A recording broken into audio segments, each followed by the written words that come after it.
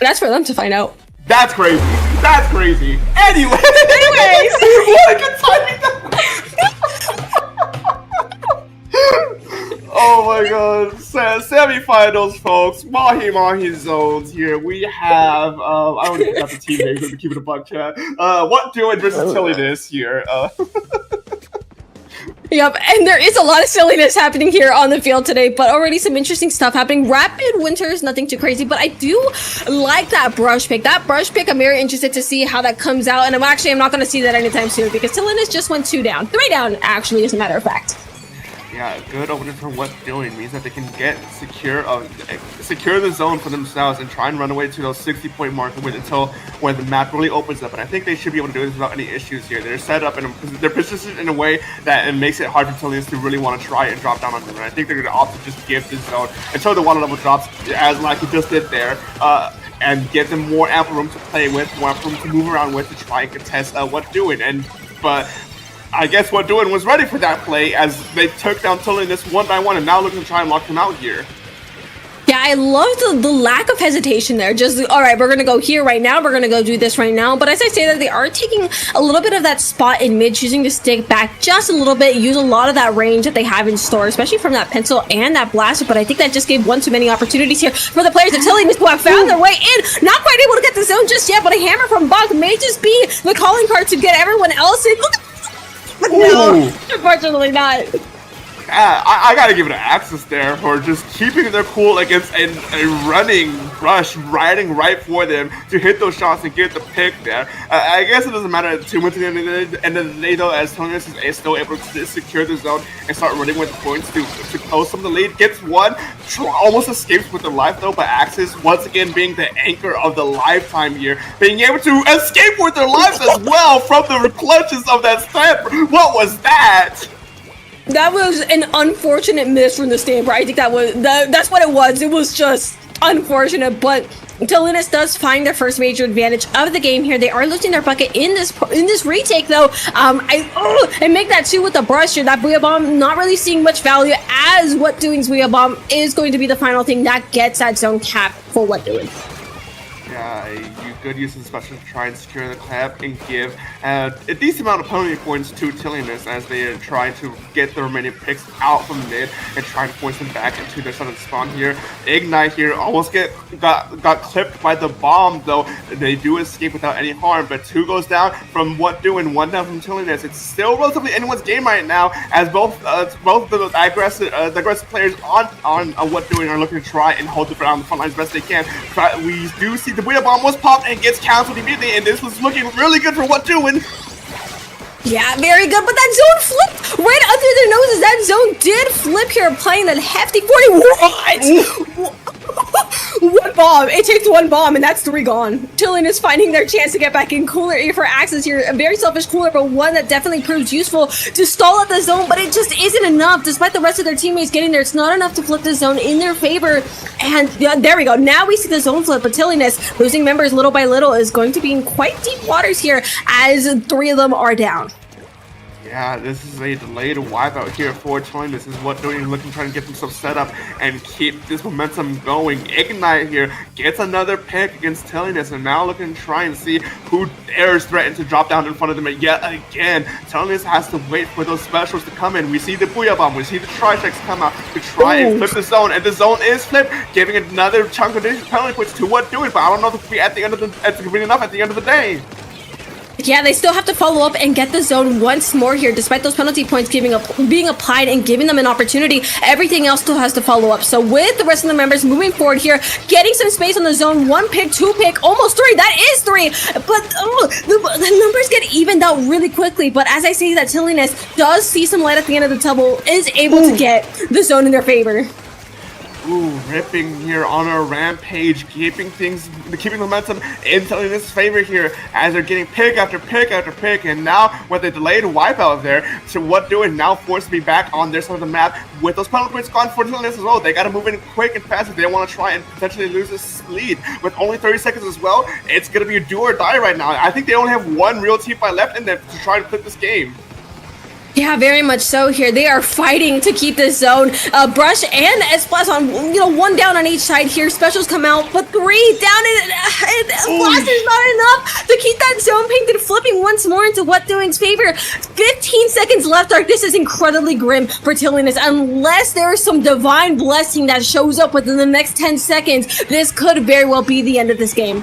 Oh, the stripes may be the last touch ever. They'll to stay alive a little bit longer, but 3 down from Tilines. This means that they weren't able to clutch it out at the end, as What Doing expertly picked off the remainder players from Tilines to deny them that overtime potential.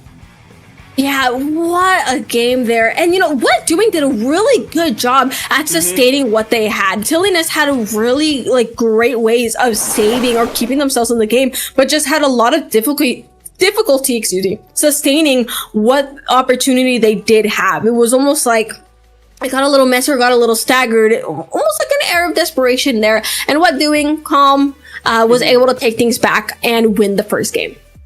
Yeah, no, it's definitely a good sign of what their game plan might be. Just not letting that panic, not letting that pressure get to them, especially when it got kind of close at the end there. But no, a good showing for What Doing here for this first game in semifinals. Now, moving on to game number 2, Clam Blitz Scorch Gorge. It's a bit of a different map, in all honesty, compared to Mahi Mahi Resort. Arizona home is what that is to me. Scorch Gorge, the desert, we know each other just a little bit, we're a little familiar. But Clam Blitz Scorch Gorge, still not my favorite map known to man, and definitely has its quirks. There's a big thing in the middle. There's just this big slab of rock in the middle that I feel makes mid feel a lot smaller than it is. Of course, players at this level, I don't think are going to have as much trouble with that dreaded middle space that I talk about, though. Yeah, no, I don't think a lot of this map, I don't think a lot of players actually necessarily fear or make use of mid here on Scorch Gorge. It's kind of left as an afterthought, as a lot of the fighting I see kind of tends to happen around mid rather than on top of it itself, as well as the ramps leading up to the objectives, in this case the clan baskets, right? But it's definitely a bit of a different tempo here, because not only do you have just this big pillar in the middle of the map, but it's just a lot wider and a lot less cramped than what Mahi Mahi was, especially in the beginning, So yeah, we could see a few changes in weapons here, something that wants to take advantage of these more open areas and wider sight lines. I don't think we'll lose a pencil, though. I think that's definitely going to stay no matter what, but who knows? We might see a few surprises here and there. So, and I want to go back to that middle, because you talked about it being an afterthought. I like to think of it more like as a stepping stone. People use it just to get where they need to be and get out of there. It's just, unless you're an anchor, maybe that's the only exception. And even then, we're not there for long. Swing left, rah! I love swinging left on this map. That is my favorite thing to do as an anchor, and I will continue to do it, whether y'all think I should be in the middle or not. Rah! Yeah. I don't think we've seen people use the new Rapid Pro yet, have we? It's right there. I mean, yeah, but I'm saying before this, that's... No, it was there yesterday, too. Not yesterday, it was their last game. Was it? I'm just not It was their last game, yeah. God, I don't remember that. It was there. It was literally there. Listen, I know my memory's bad, too, but I think I got that. I got that, but... I'll trust you on that. I'll trust you on that. Yeah.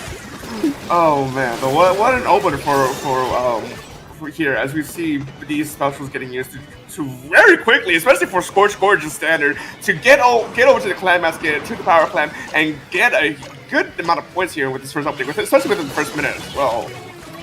Yeah, very big waves here happening, and look how many points are already off of the field. There's not much there you could do except take those points as they are, but we're only a minute in.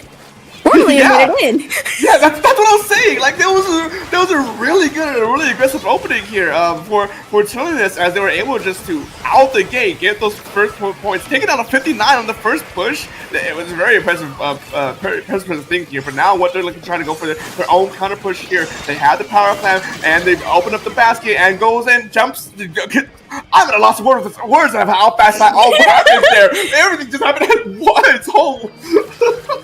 It's like we were there and then we were not right here. And, you know, that's just kind of how things are. Tilines was able to take that, not Tilines, that is what doing, that did manage to get that lead in their favor here. Tilines is actually the players looking forward to take some more points of their own. Beautiful Kraken. I love using Kraken as a displacement tool and murder weapon if you feel silly enough. But just one clam there will be enough to take the lead here for Tilines.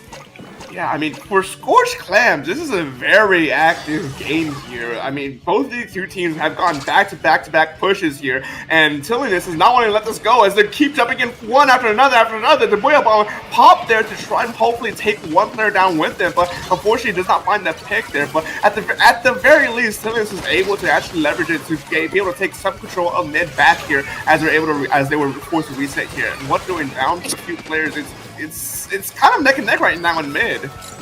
Yeah, very much so. It was just such a massive battlefield here in center just a second ago. And, you know, as the water clears just a little bit here, it's really weird neutral situation. We're not seeing as much accident. You know, we saw all of those deaths like 0.2 seconds ago, and we got nothing from it. We're still in mid. We got nowhere. But I think that's going to change right now. 2 down, 3 down on the side of what doing. Tilines finding another opportunity to get some points. They don't have a power clam active, though. That is a problem. There we go. Power clam active. Points are active. So are those strikes. And we're going to see it. Maybe a knockout.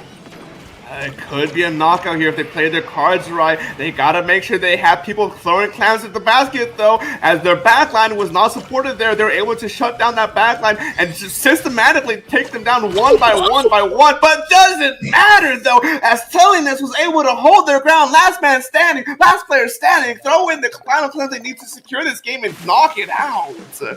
Yeah, very, very good stuff there from Tilines. They did a great job. They felt so comfortable on this map, it felt like, you know, especially when you added the brush to the mix. That brush was just a cherry on top. I love the way they were just using every ledge and just all of the range they had at their disposal to cause chaos on a map like this. And I think if you were going to do it, this was the map to do so. So great level of comfort there, great level of confidence, just really good stuff.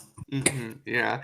Confidence is kind of key, especially going from a best of 3 to a best of 5 here. You know, you gotta be sure you know what you're doing and how you want to play out the remainder of the set. You have 2 games already to know exactly what the vibe is for the enemy team. So now with this 3rd game coming up on Inkling Tower Control, you know, you gotta be making sure you start applying some of that game knowledge that you've gotten over these past 2 games and seeing exactly how you want to leverage it, especially with a more neutral map like this. I maybe want to say one of the definitive neutral maps in this game. You know, this is the moment where you want to start applying a lot of those like little things that you picked up these past 2 games.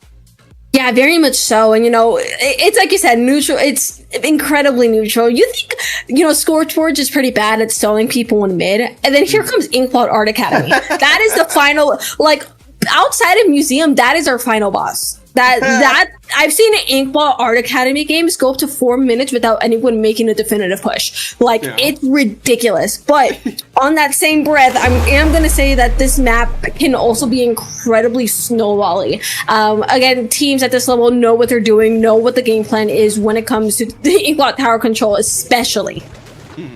Yeah, no, kicking off this 3rd game here, no major changes from what I can tell. The only big change here is Axis moving away from the pencil to a heavy edit, but that's really being the only major change here, as now we see the breakaway to see exactly where these players are landing, where these players are eyeing to try and poke out the enemy team. Tilines taking a bit of a slower approach here as what doing takes advantage and majority control here in mid here. Tactical are already online here, means that they can make the first move to try and get this Pesh going, especially with 3 down.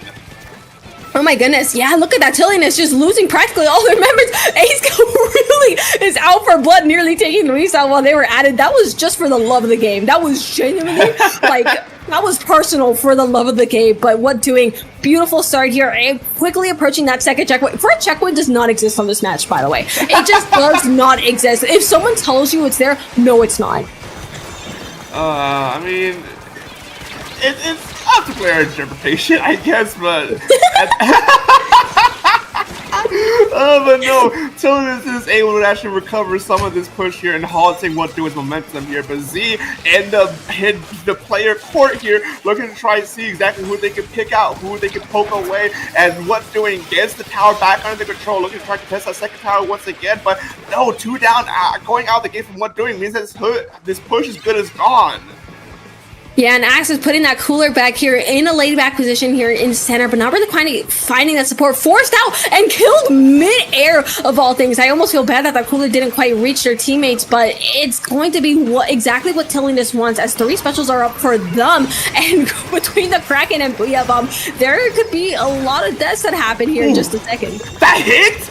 Okay, that was a Kraken hitbox right there, I guess, because I did not believe that should have hit. That should have been the one-tap hit, but I guess it works out in Tilines' favor as they're able to push back what doing's initial deconstruction of that push here, and now they're looking to try and get the push going yet again, seeing if they can break past through this first checkpoint. But we do see that Gao is still in the backline, still active. They got to be very mindful of that, because they can be purposely harassed or purposely pulled away, as they just were there. 2 players looking back to turn around to go for that single Gao, but what doing enough time here to actually push up and stop this, or at least slow down the push here.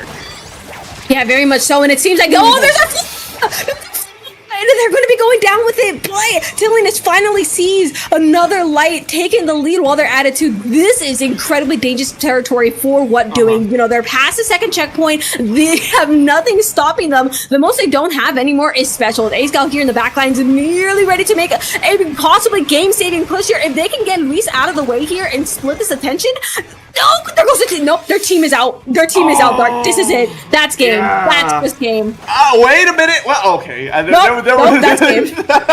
There was some hope there at the end for what doing to maybe go for a last-minute Hail Mary there, but it did not pan out that way for what doing. This Tilines was able to actually very cleanly, once they got control of the tower again on the second half of this game, was able to just get it going and knock this out without too many issues. Yeah, once Tilines finds that momentum and just finds that comfort, it almost feels like they're unstoppable. They just see it to the finish line. And, you know, I love seeing it. It's just satisfying. It's like, all right, go, my scarab. It's like letting your dog off a leash. It's like, all right, go. And they're like, I can go? And it's like, yeah, you can go. And they go win the game. That's aura flow right there. That's aura flow right there, you know?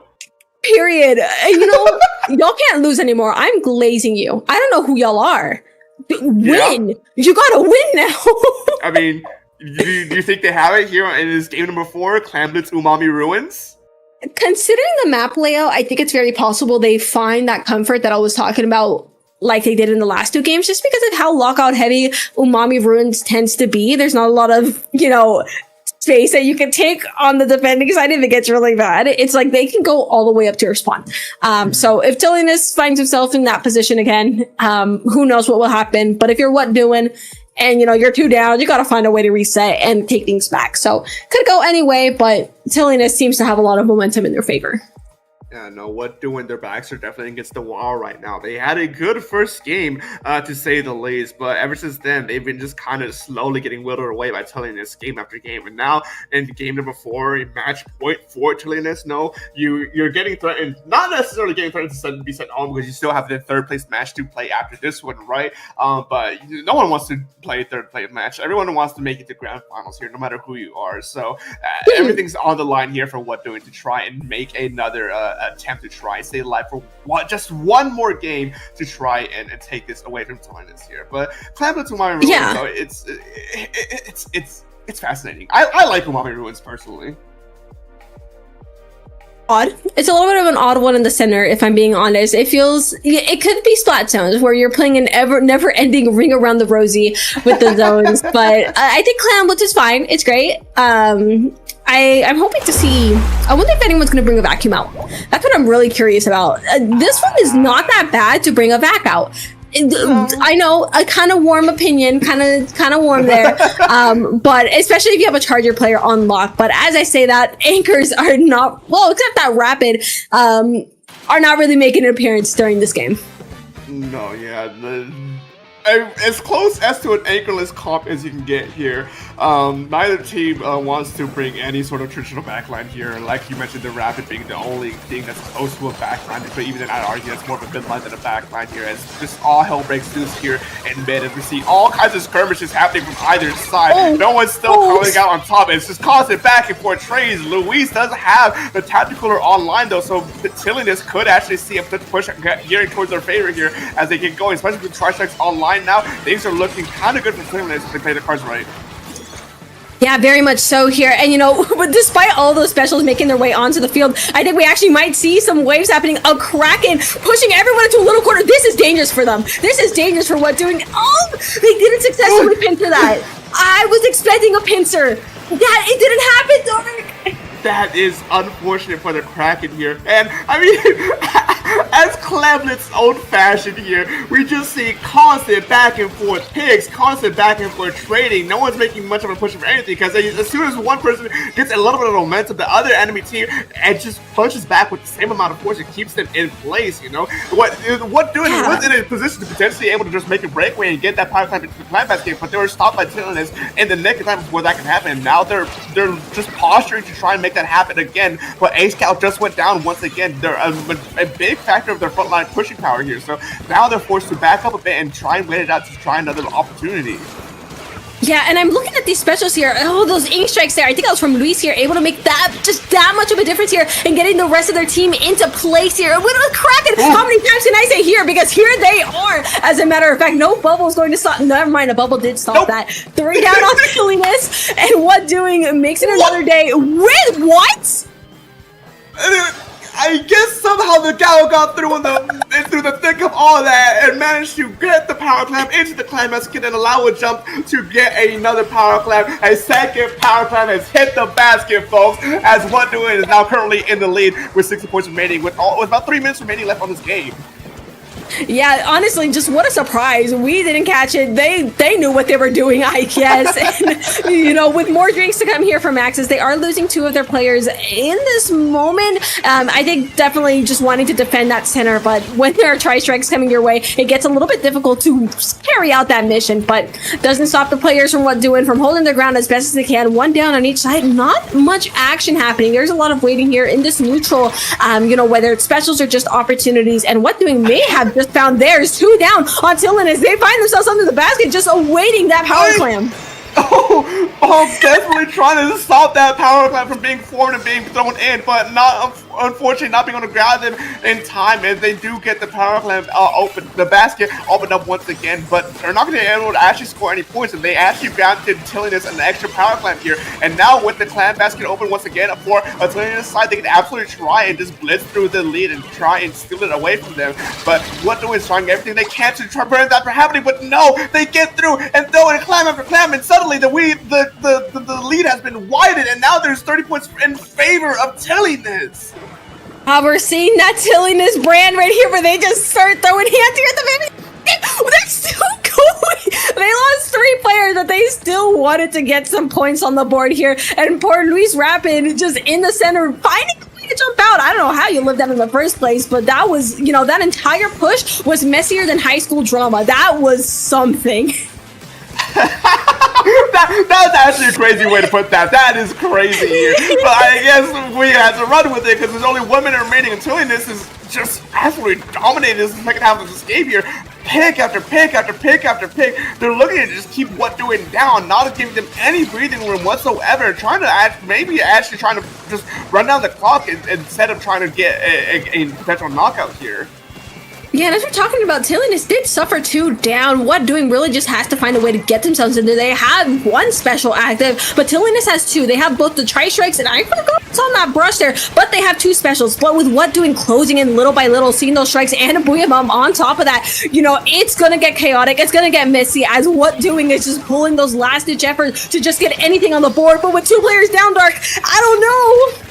Yeah, this is not looking good for what doing. You need a last-second Hail Mary like what Ace Cow had pulled earlier, but losing Ignite, losing Z means that you're slowly and slowly just gonna lose this momentum, losing that last-ditch effort there to potentially steal away this game with players going down left and right. What doing doesn't have the manpower to potentially break through, but no, as overtime's called, they get 3 picks, they're running to the clan basket and opening it up, popping the bubble, they can potentially break a breakaway here if they can get the clams in order, telling it's going one after another, but the picks are coming through from Tilines and they're trying to throw everything they can to stop this push, but is it going to be enough? And the Ace Cow gets 1 pick, there's still someone from one doing it, and they throw it with the clan basket, and they did no again! Oh my god, I've never seen that! Mark, they had no business taking that long to get the freaking pity clamp. They had no business. They oh my god! Oh my god!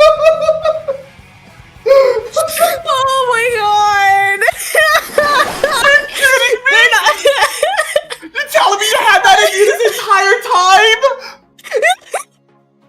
That's crazy, man. They had that. No, you know what's worse? We have to go to Robin. It's only gonna get That's worse. That's what's worse here. No. Hear me out. It's because it's neutral. Everyone and their mom knows how to play Robo Ramen zones. So this is like the place to show down outside of Mako and Hag. That's crazy. Like they give me, they're killing me because they genuinely. I'm like, get the pity, guys. You've been here 15. Get the pit. Get the pity. The timer literally was frames away from running out. Like nothing against what doing whatsoever, right? I always have faith for the last second, but I thought their push was done at the end there, and they see that power climb jump in at the last few frames. I was so taken aback, man. Dark, it's literally like the shrimply free. It's literally just this. It's just a shrimply free emote. That's literally what that game felt like at the end. Because they're still in it. Game 5 or whatever, I guess. Give us a heart attack while you're at it. But, yeah, I mean, you know. this is your little last chance. You barely squeezed your way through victory from that last game, and now you're putting Tilines on the lifeline this time around. There's no more second chances for either side. This is it for grand finals, and what doing has to put all the cards on the table if they want to try and squeeze out another victory. Yeah, very much so. I just really have not really many expectations going. Well, actually, no. I expect this to be crazy. And if y'all decide you want to like take a 0 to 100 knockout, I'm gonna be mad because where's my content? You need to give me content now. You look like you did that last game. You don't have a choice. You need to entertain us. Be the court jester because you did this. Bro, I was gonna look at this and look at the audio files and see like the big spike at this point and be like, oh, I guess this is what the game ended. But no, there's another game after this, and it's just 100-0 from one end. Like, I have a headache, man. I have a headache. Do you have any ibuprofen? No, you live with it. This is your grave that you dug. Listen, the grave cannot be dug until this game is over. And, you know, once again, we're gonna get some food and we may just be fed if they fix their internet. Ramen zones. Don't worry about it. Sure. You know what? Sure, I'm not gonna worry about it here. As for what these teams are bringing here for this 5th and final game of this set, nothing out of the ordinary. These are weapons we've seen throughout the entirety of this set so far. So we kind of expect how they're gonna be played, how they're gonna be used, and what the game plans are for each team here. Tilines definitely looking to try and get the opening advantage here, using their spells to push what doing back as best they can, and do get a few picks here. And the troubling thing with Robo Ramen is that once you get pushed back to your side of the map, it's very easy to get locked out in.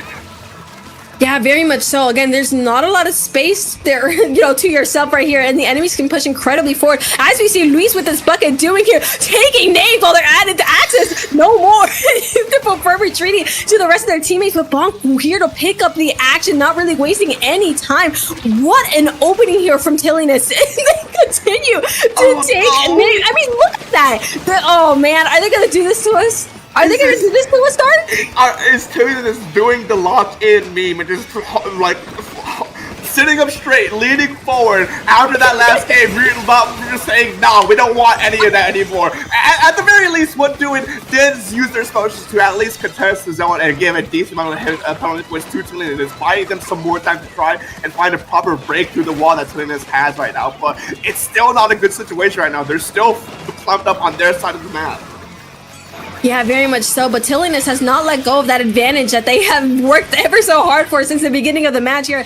But what doing, coming in with a little bit more strength here, having that tacticooler at the ready, and with enough paint, enough manpower, they may just see some progress, but no, there's some strikes to counteract that. But everyone in just silly positions, there's so many specials, so many, I'm looking, you have a Booyah Bomb within a Booyah Bomb, where else are you going to get that? Yeah, no, the double Booyah Bomb goes to the in favor of whoever threw it last, and what doing's last was the one that came out last on top there. But telling this though, they're not wanting to let this go just yet. They're still fighting tooth and nail to maintain the agenda, maintain their lead here, and just maintain every bit of an advantage that they can. A-Scout unfortunately goes down to a 1-for-1 trade at the end there, as Tilines keeps getting these picks after picks after pick. Ripping though has Aura's Flow right now, so they can absolutely use that to their leverage, move around at a rapid speed to get pick after pick after pick and keep momentum going in their favor.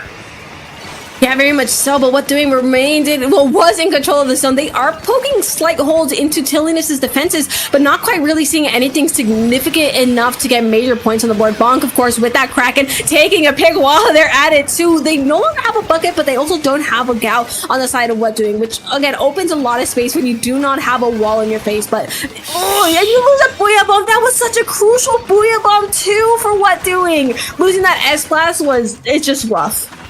Yeah, it's gonna be hard to recover from that. What doing needs to throw everything they can right now. They do flip the zone once again, buying them just a little bit of extra time. But with each flip, though, they lose they lose less and less points that they give to. They lose less and less penalty points that they give to Tilines as the time goes on. And now they're at this point where they need to get a wipeout, like I was just about to say there, in order to actually get things back under the control here. So now, what doing for the farthest time in this game and the driver's seat are looking to try and lock Tilines out, but the Kraken comes out to break this wall here, and they can absolutely just tear it down in a matter of seconds. The fashion defense that what doing set up. Yeah, and just as I was nervous about Bonk being completely by themselves and separated from their team because of that Booyah Bomb, they're able to get two. They said, no, don't worry, I got this, they said. But again, Tilines wasn't quite able to break free from the what's it called? The advantage, there we go, that what doing had made for themselves in the center. So Tilines find themselves at their base, and what doing is exactly where they want to be. Almost no penalty points here left, and potential to take the lead if they play their cards right. Oh, 2 down from Tilines. What doing that has the player advantage here, but the specials can potentially find the ones that it thinks they need to maintain control, but no, it's not enough. 50 seconds is caught here. We see the Booyah Bomb and the Kraken come out from either side. What Tilines looking to try and properly push what doing out, picking up yet another player, but the A-Scout is in the front lines, keeping Tilines in place, and what doing could potentially run away with this game after what was a dominant game from first half from Tilines. This could be it, folks. Oh my goodness, Tilines is in deep waters. Whether they're going to be able to resurface in a second. They have 20 seconds left on this match. They're losing that lead for sure, but if they're going to be able to retake the zone and keep it until the end of the game is the bigger question. 16 seconds, the Booyah Bomb makes its way there, able to neutralize the zone. They are able to keep it 2 down on what doing. A bubble left here at that angle, that little elbow to just keep any space that they already had. The zone flaps yellow. That's game. That might be game. That's game. What was an amazing hold from Tilines for the majority of that game, keeping what doing now in the final moments, in the final seconds of the game, of the set. They falter under the pressure, and what doing steals it back to back and moves on to grand finals. Dark, that was a second. Second.